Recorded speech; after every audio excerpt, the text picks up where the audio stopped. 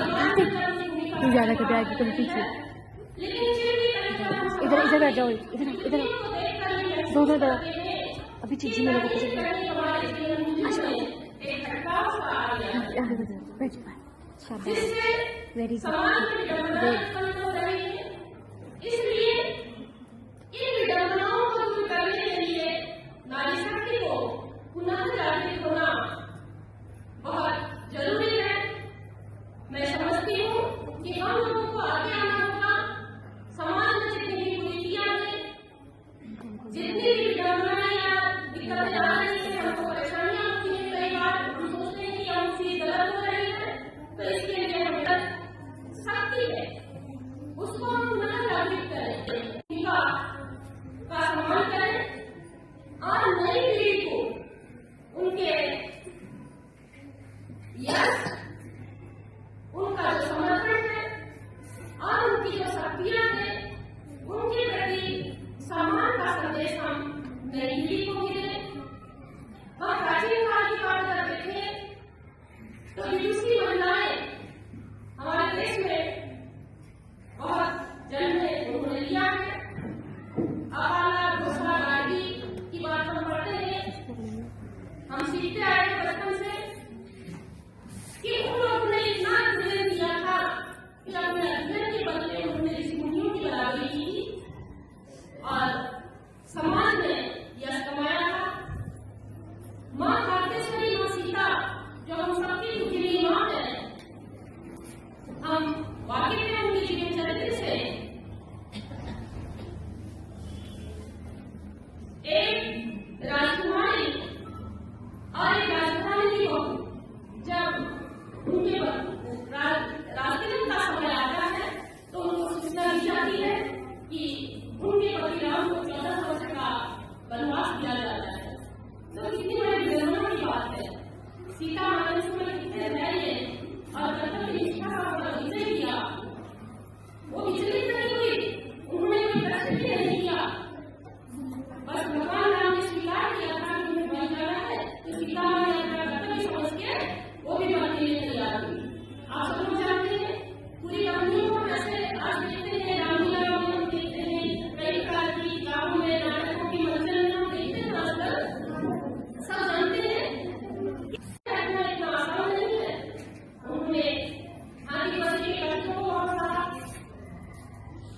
गर्मी की सही होगी, ठंड की सही होगी, आंधी तूफान की सही होंगे, जंगली जानवरों का, राक्षसों का आतंक भी उन्होंने सहा, लेकिन उन्होंने अपने कर्तव्य का हमेशा पालन किया और उसी के साथ एक और महिला माँ सावित्री के जीवन चरित्र से हम वाकई में इनका उदाहरण देना मैं यहाँ पर उचित समझूंगी।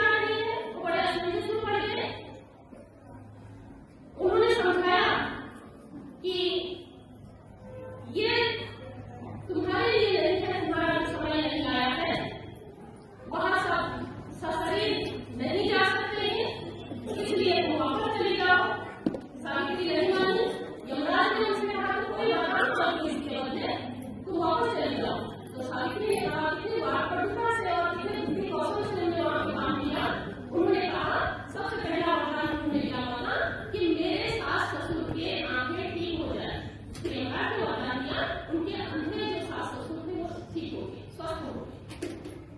लेकिन फिर यमराज आने लगे, उन्होंने सोचा चलो वापस चली जाएगी, लेकिन सावित्री वापस नहीं गई, वो फिर यमराज के पीछे चल गई। तो यमराज ने देखा कि वो पीछे आ रही है, फिर उसे समझाया और कहा तुम चाहे तो मान लो, लेकिन तुम वापस चली जाओ। तो सावित्री ने कहा ठीक है, आप अगर देना चाहे तो मेरे साथ आप कौन सा उत्सव मनाते हैं?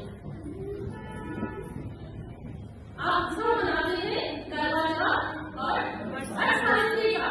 करवा चौथ का उत्सव जो होता है वो सीता माँ को याद करने के लिए, उनके आदर्शों में चलने के लिए मनाया जाता है। करवा का मतलब होता है घड़ा। सीता माँ की स्थिति कैसे हुई थी? राजा जनक ने जब वन चलाया था, आप जानते होंगे, तो उसी को स्मरण करते हुए उन आदर्शों को अपनाने के लिए करवा चौथ का व्रत मनाया जाता है। हमारी माताएं, हमारी बहनें उस दिन निर्जला व्रत करके भगवान से प्रार्थना करती है कि हमें भी वो सीता के समान आदर्शवादी बनाए, सीता के समान कर्तव्यनिष्ठ बनाए, और ऐसे ही पर सावित्री है, सावित्री के समान हमें कर्तव्यनिष्ठ बनाए, हमें कुशल बनाए। इन आदर्शों को फॉलो करने के लिए आप लोग करते हैं, बहुत अच्छी बात है। ऐसे उत्सव हमें धूमधाम से मनाने चाहिए, परंतु हमारा मकसद सही हो।